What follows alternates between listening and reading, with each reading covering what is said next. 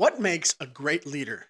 Is it strength, wisdom, or something even more important? We've all had those moments where we had to step back, but Black Panther shows us what true leadership really takes.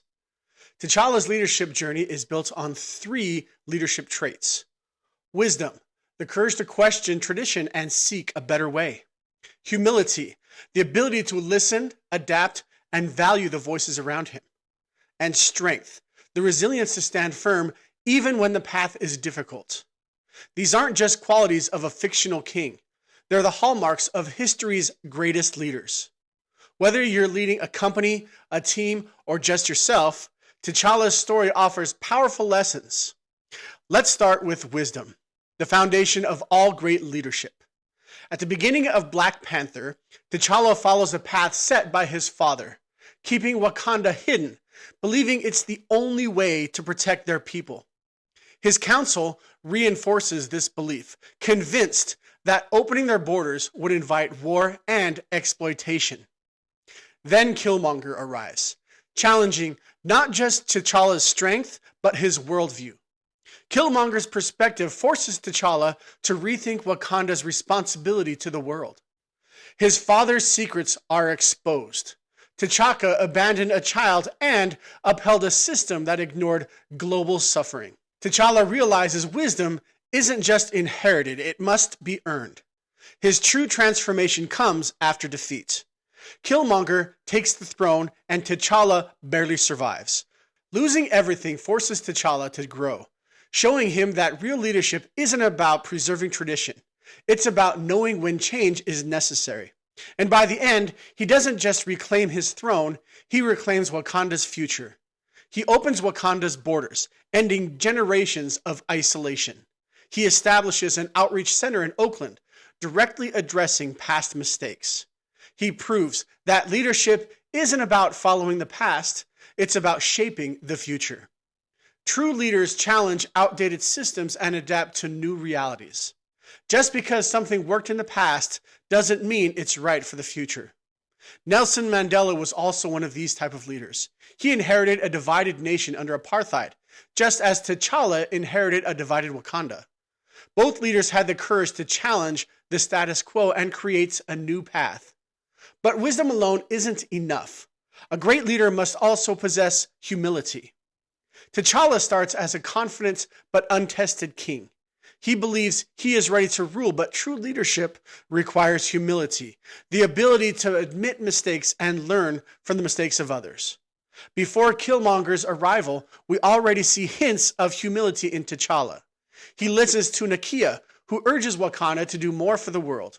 He respects his counsel, even when he doesn't fully agree. But he still assumes his father's way was the right way, until he's forced to question everything. When Killmonger defeats him, it's more than just losing the throne. It's a humbling moment that strips him of power, status, and certainty. He is saved by the Jabari tribe, the very people he once saw as outsiders. And instead of commanding, he asks for help. He listens instead of assuming he knows best. And by the time he returns, T'Challa is a different leader. He fights, not for revenge, but for justice. He acknowledges Killmonger's pain rather than dismissing it. He shows mercy even in victory, giving Killmonger a choice in his final moments. The best leaders admit when they're wrong and surround themselves with voices they trust. Strength isn't just speaking, it's knowing when to listen.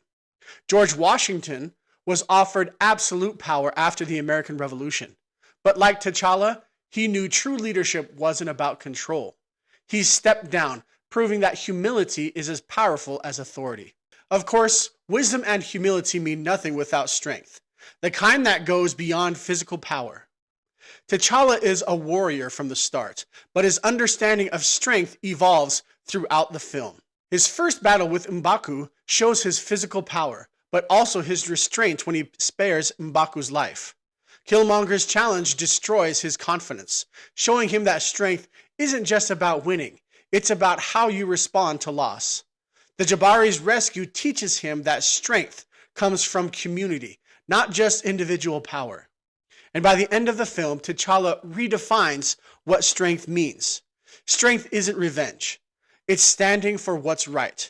Strength isn't dominance. It's knowing when to show restraint. Strength isn't about personal victory. It's about lifting others up. The strongest people aren't those who win every battle, but those who get back up after defeat. Winston Churchill led Britain through World War II not by having the strongest army, but by refusing to surrender. Like T'Challa, he proved that resilience is a leader's greatest weapon. T'Challa's journey in Black Panther is a blueprint for leadership that endures. Wisdom, the ability to challenge tradition and shape a better future. Humility, the courage to listen, grow, and admit mistakes.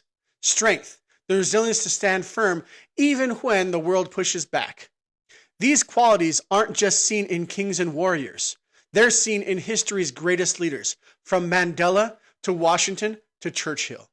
And they're seen in everyday people, teachers, parents, mentors, and anyone who chooses to lead with purpose.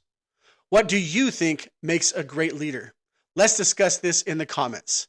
Thanks for watching. Don't forget to like and subscribe, and we'll see you next time.